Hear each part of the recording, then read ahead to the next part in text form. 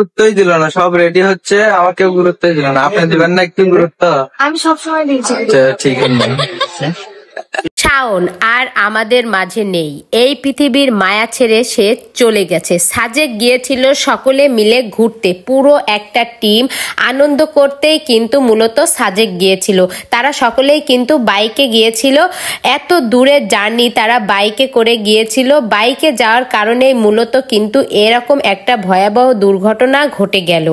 সাজেক থেকে ঘুরে আসার পথেই কিন্তু এই দুর্ঘটনা ঘটে গেল। মোটরসাইকেল নিয়ে সোজা খাদে পড়ে যায়, কিন্তু এই বড় ধরনের একটা বিপদ ঘটে গেল।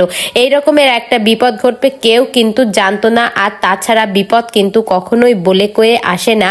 তো এত দূরের জার্নিতে এইরকম ভাবে মোটরসাইকেল নিয়ে সবাই মিলে যাওয়াটা একদমই উচিত হয়নি, আরো সাবধান হওয়া উচিত ছিল।